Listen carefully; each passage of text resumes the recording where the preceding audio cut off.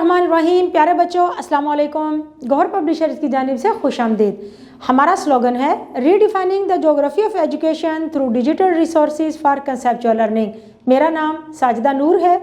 आज के इस वीडियो लेक्चर में हम गौहर निदाए उर्दू जमात हश्तुम के सबक नंबर 17 बरसात को शुरू करने जा रहे हैं। तो आइए चलते हैं हासिलाते ताल्लुम की जानिब। प्यारे बच्चों, आज के इस वीडियो लेक्चर के बाद आप इस काबिल हो जाएंगे कि अहम नकात अखज़ कर सकें, किसी मंजूम कलाम पर अपने जज्बात व एहसासात का मरबूत ज़ुबानी इजहार कर सकें, नज़म के अशार की हवालों के साथ तशरीह कर सकें। तो प्यारे बच्चों, आज का सबक शुरू करने से पहले मैं आपसे सवाल पूछना चाहूँगी। सोचें और बताएं कि मनाजिर किसे कहते हैं। जी बिल्कुल दुरुस्त जवाब है आपका। जो चीज़ें नज़र आए, नज़ारे, तमाशे वगैरह, तो ये सारी चीज़ें मनाजिर कहलाती हैं। मेरा दूसरा सवाल है, फितरत से क्या मुराद है? जवाब है, फितरत के मानी है कुदरत। जो नज़ारा हमें चारों तरफ नज़र आ रहा है ये फितरी तौर पर है या अल्लाह ताला ने पैदा किया है। लेकिन एक और सवाल है मेरे पास आपके लिए कि मनाज़िर फितरत के हवाले से आपको कौन कौन सी नज़में याद हैं? किसी एक नज़म के चंद अशार अपने दोस्तों को सुनाएं। यानी कि ये फितरत के मनाज़िर, इनके हवाले से जो नज़में आपको याद हैं उनके अशार आपने एक दूसरे को सुनाने हैं। तो ये अमली काम है, ये काम आप खुद करेंगे। तो आइए चलते हैं आज के सबक की जानिब। लेकिन नज़म शुरू करने से पहले हम मुश्किल अल्फाज के मानी जानेंगे ताकि नज़म का मफहूम समझने में हमें आसानी हो। सबसे पहले है हमारे पास लफ्ज़ ऊदी। ऊदी के मानी है सुर्खी माइल स्याह। दिलरुबा के मानी है दिलकश।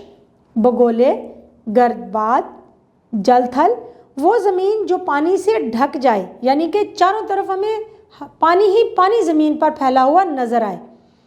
उफ़क, आसमान का किनारा जो ज़मीन से मिला दिखाई देता है। निखार के मानी है सफाई, उजलापन। अबर का मतलब है बादल। थम जाना के मानी है रुक जाना, ठहर जाना। घटा के मानी है काला और गहरा बादल। नवेली, नई, निराली या अनोखी। तो प्यारे बच्चों, आइए चलते हैं नज़म के अशार की तशरीह की जानिब। सबसे पहला शेर पढ़ते हैं। इस नज़म में शायर ने बरसात का मंजर बयान किया है। तो आइए देखते हैं पहला शेर।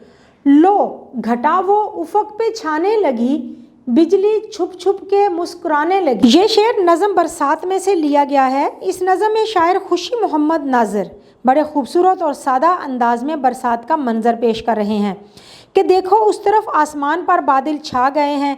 ऐसा लगता है कि ये बादल सारे आसमान को ढक लेंगे और बारिश शुरू हो जाएगी, क्योंकि बिजली भी बादलों के अंदर से मुस्कुराकर देख रही है। काली घटा जो छाई हुई है, बिजली भी इन बादलों में चमक रही है। ऐसा लगता है कि जैसे बरसात को खुश आमदीद कह रही है। अगला शेर है, रंग लाई है क्या रंगीली घटा, सज के आई नई नवेली घटा। तशरीह करते हैं।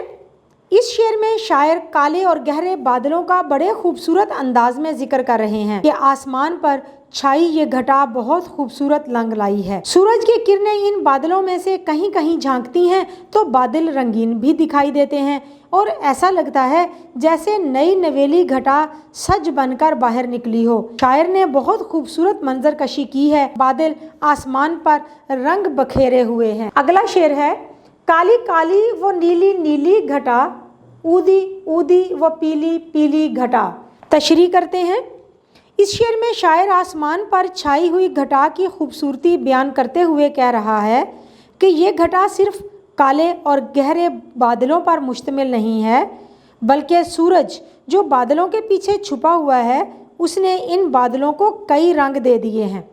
कहीं ये बादल काले हैं तो कहीं नीले रंग के हैं और कहीं ये घटा सुर्खी माइल स्याह रंग की है और कहीं इसका रंग पिलाहट लिए हुए है। ऐसा लगता है कि जैसे सारे आसमान पर रंगों की बहार आ गई हो। अगला शेर है, अबर की आसमां पे मौज आई या कोई हाथियों की फौज आई। इस शेर में शायर आसमान पर छाई हुई घटा का जिक्र करते हुए कह रहा है कि आसमान पर जो बादल छाए हुए हैं चारों तरफ से उमड़ आए हैं। ایسا لگتا ہے کہ جیسے بڑے بڑے ہاتھیوں کی فوج حملہ آور ہونے کو ہے۔ جب گھٹا چھاتی ہے تو بادلوں کا منظر ایسا لگتا ہے جیسے مختلف جانوروں کی مشابہت لیے ہوئے ہو۔ شاعر کہتا ہے کہ ایسا لگ رہا ہے جیسے ہاتھی فوج در فوج آ رہے ہوں۔ اگلا شعر ہے آندھیوں کا الٹ گیا دفتر اور بگولوں کے تھم گئے چکر۔ تشریح کرتے ہیں، اس شعر میں شاعر برسات سے پہلے کا منظر بیان کرتے ہوئے کہہ رہا ہے کہ اس سے پہلے آندھی نے اپنا ڈیرا جمایا ہوا تھا، ہر طرف آندھی کے جھکڑ چل رہے تھے اور شور مچا رکھا تھا، لیکن جیسے ہی گھٹا چھائی اور بارش شروع ہوئی آندھی کو پسپائی اختیار کرنا پڑی اور آندھی کے بگولے جو زور و شور سے اپنی طاقت دکھا رہے تھے سب رک چکے ہیں، کیونکہ برسات نے ان سب کی بولتی بند کرا دی ہے۔ اگلا شعر ہے آسمان پر ہیں چھا رہے بادل اور زمین پر ہے ہر طرف جل تھل۔ تشریح کرتے ہیں اس شعر کی، شاعر اس شعر میں برسات کا منظر بڑے خوبصورت انداز میں بیان کر رہے ہیں کہ آندھی کے بگولوں کو روک کر ایک طرف تو آسمان پر بادلوں نے اپنی حکومت بنائی ہوئی ہے اور سارے آسمان پر پھیلے ہوئے ہیں، اور دوسری طرف بارش نے زمین پر خشکی اور تری کو ایک کیا ہوا ہے، یعنی ہر طرف پانی ہی پانی ہے۔ برسات کے موسم کا بھی الگ ہی لطف ہوتا ہے، سب برسات کی آمد کی خوشی منا رہے ہوتے ہیں۔ پیارے بچوں، اگلا شعر ہے اب درختوں کا ہے دل ربا نکھار، دھل گیا چہرہ گل و گلزار۔ شعر کی تشریح کریں گے، شاعر اس شعر میں برسات کے بعد کا منظر بیان کرتے ہوئے کہتا ہے کہ آندھی کی وجہ سے ہر چیز پر گرد تھی، لیکن بارش نے ہر شے کو دھو کر رکھ دیا ہے۔ بارش کے بعد کا منظر تو بہت ہی سہانا اور دلکش ہو گیا ہے، کیونکہ درختوں پر بھی بارش کے بعد ایک دلکش اور خوبصورت اجلا پن اور رونق آ گئی ہے۔ ہر پھول اور کلی کا چہرہ بھی دھل کر نکھر گیا ہے، ان کی تازگی اور دلکشی واپس آ گئی ہے، ہر شے یوں لگتا ہے کہ جیسے مسکرا اٹھی ہو۔ اگلا شعر ہے دشت و کوہسار کا ہے اجلا رنگ، آسماں اور زمین بدلا رنگ۔ شعر کی تشریح کرتے ہیں، نظم کے آخری شعر میں شاعر برسات کے بعد کا منظر بیان کرتے ہوئے کہتا ہے بارش کا اثر ہر شے پر ہوتا ہے، ہر شے دھل کر نکھر جاتی ہے، نہ صرف میدان بلکہ کوہسار بھی بارش میں دھل کر اجلے اجلے دکھائی دے رہے ہیں۔ پہاڑوں کی چوٹیوں کا رنگ بھی مزید اجلا ہو گیا ہے، نکھر گیا ہے، ایسا لگتا ہے جیسے زمین سے آسمان تک ہر شے نے اپنا رنگ بدل لیا ہے۔ یہ بہت ہی خوبصورت نظارہ ہے۔ پیارے بچوں، امید ہے کہ آپ کو آج کا یہ ویڈیو لیکچر بہت اچھی طرح سے سمجھ آ گیا ہوگا۔ اپنے سبق کو دہرانا مت بھولیے گا۔